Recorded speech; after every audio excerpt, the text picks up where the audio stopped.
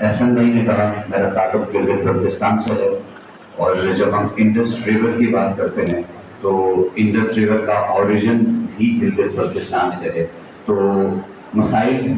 Indus river اور اس سے جڑے جتنے بھی لوگ ہیں ان کے ایک جیسے ہیں. تو گلگت بلتستان میں ان دنوں کیا کچھ صورتحال ہے، میں مختصراً اس بارے میں بات کرنے کی کوشش کروں گا. اور جب ہم تہذیب کی بات کرتے ہیں تو گلگت بلتستان کی سب سے جو پرانی زبان ہے پرشس کی، اور ساتھ ہی ساتھ سب سے زیادہ بولی جانے والی لینگویج شنا،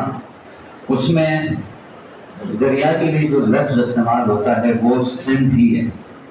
سو پھر ہم تہذیب کی بات کرتے ہیں تو ہم نیبرز تو نہیں ہے اگر دیکھا جائے تو گلگت بلتستان اور سندھ، لیکن ثقافتی طور پر ہم ایک دوسرے کے قریب ہیں. اور ان دنوں گزشتہ ایک ماہ سے گلگت بلتستان میں جو صورتحال ہے، خصوصاً دیمر بھاشا ڈیم آپ نے سنا بھی ہوگا، اور اس کے لیے چند سال پہلے یہاں پر چیف جسٹس صاحب فنڈس بھی جمع کرتے رہے، اور وہ فنڈس کہاں گئے کسی کو نہیں معلوم. تو دیمر بھاشا ڈیم جو ابھی تک جو جو دیمر بھاشا ڈیم بنایا جا رہا ہے اور اس کے جو اثرات وہاں کے لوگوں پہ ہیں، کچھ ڈیٹا میں آپ سے شیئر کرنا چاہوں گا کیونکہ مختصراً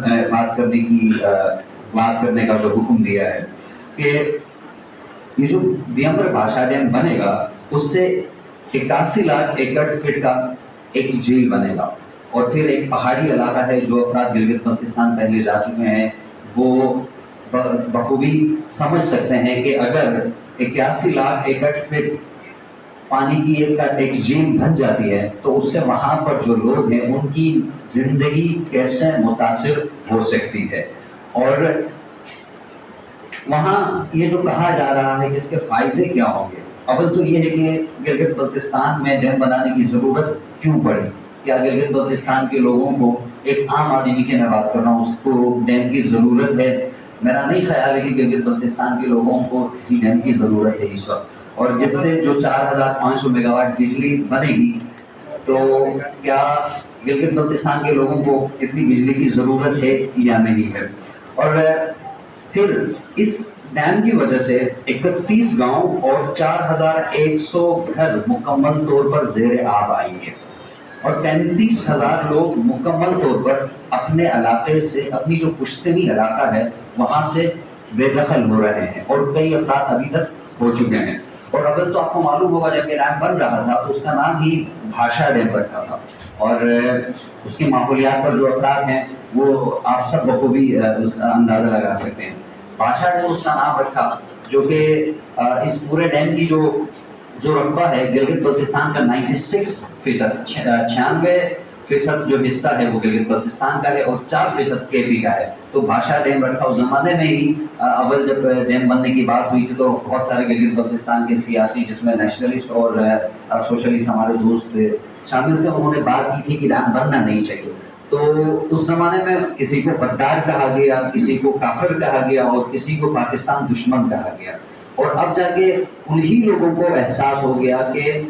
جو ڈیم بننے اور اس کے مخالفت کرنے کی جو وہ بات کر رہے تھے، وہی علاقے اور عوام کے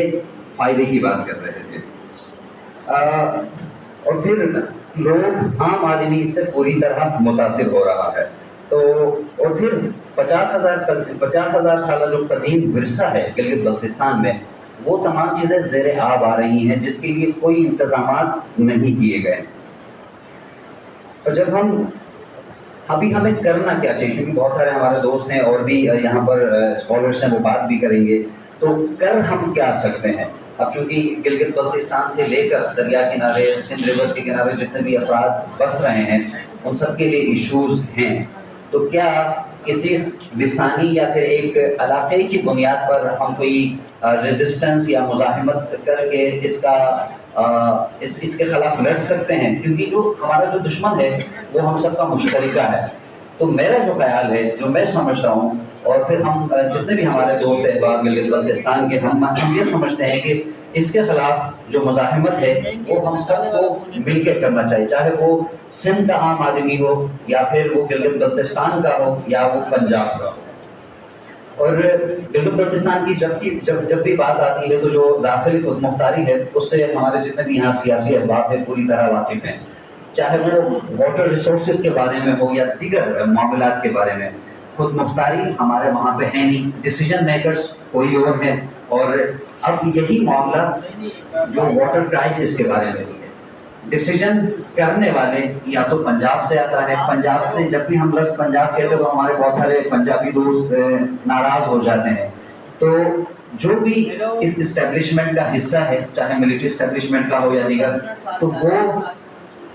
ہمارے نزدیک پنجابی ہے، چاہے وہ گلگت بلتستان کا ہی کیوں نہ ہو، کیونکہ وہ عام آدمی کے یا پھر اس علاقے کے لوگوں کے مفاد کے لیے بات نہیں کر رہا ہوتا ہے، تو چاہے وہ اسی علاقے کا ہی کیوں نہ ہو، ہمیں اس کو پوری طرح ڈس آن کرنا چاہیے۔ اور پھر گلگت بلتستان میں جو پروجیکٹس بن رہے ہیں، چاہے وہ باشا ڈیم ہو، چاہے وہ نیشنل پارکس کے نام پر عوامی ملکیتی زمینوں پر قبضہ ہو، اور پھر یہ جو پروجیکٹس بنتے ہیں وہ بعد ازاں وہاں کے لوگوں کے لیے، وہاں کے عام آدمی کے لیے ہمیشہ نقصان کا سبب بنتے ہیں۔ چند سال پہلے NLC نے وہاں پہ ایک روڈ بنایا گلگت بلتستان، گلگت سے بلتستان تک، وہاں پر جس طرح یہ روڈ بنایا گیا ہے آئے روز، چونکہ وہاں پہ بہت ہیوی بلاسٹنگ ہوئی تھی، اس سے ایک تو یہ کہ ماحولیات کو جو نقصان پہنچا، وہاں پر جنگلی حیات کو جو نقصان پہنچا، اور پھر بلاسٹنگ کے بعد جتنے بھی پہاڑ وہاں اپنے جگہ سے سرک گئے ہیں، آئے روز اب وہ روڈ تو بن چکا ہے، پہاڑی تودے گر جاتے ہیں اور وہاں کے علاقہ مکی اس روڈ پر سفر کرنے والے آئے روز مر جاتے ہیں۔ تو اس کے خلاف وہی کہ شروع میں ہمیں یہ کنسٹرکشن کو ڈیولپمنٹ کا نام دیا جاتا ہے، اور لوگوں کو خصوصاً اس علاقے میں بیٹھے ہوئے جتنے بھی یہاں پر ان کے جو ایک دلال ٹائپ جو لوگ ہیں، میں یہ لفظ استعمال کروں گا، وہ لوگوں کو کنونس کرنے کی کوشش کرتے ہیں کہ یہی ڈیولپمنٹ ہے، اور بعد میں یہی ڈیولپمنٹ لوگوں کے لیے دردسر بن جاتا ہے۔ اور اس پورے، چاہے وہ ڈیم ہو چاہے یہ کینال والا معاملہ ہو، جو انڈیجنس لوگ ہیں، جو کمیونٹیز ہیں، جو کلچر ہے، یہ مکمل طور پر تباہ ہو رہا ہے۔ ہمارے گلگت بلتستان میں کئی جنگلی حیات اب ناپید ہو چکی ہے، چاہے وہ ہیوی بلاسٹنگ کی وجہ سے ہو یا یہ کنسٹرکشن کے جتنے بھی پروجیکٹس ہوں، جس سے عام آدمی کو کوئی فائدہ نہیں ہوا ہے۔ جتنے بھی پروجیکٹس بن رہے ہیں، چاہے وہ نیشنل پارک ہو یا اور پھر گرین پاکستان کے نام پر جو کیا جا رہا ہے، اور پھر چند سال پہلے وہاں پر گرین ٹورزم کے نام پر، ابھی چند دنوں پہلے ایک رپورٹ میں گلگت بلتستان کے ہمارے ایک بزرگ نے کہا تھا کہ گزشتہ 50 سالوں سے ٹورزم اور یہاں پر ہم نے ہی کی ہے، اب کچھ لوگ ملٹری اسٹیبلشمنٹ کے ہی کچھ لوگ گلگت بلتستان آ کے ہمیں سکھاتے ہیں کہ ٹورزم کیا ہوتا ہے، اور پھر جو عوامی ملکیتی زمینوں پر قبضہ کرنا، اور پھر وہاں پر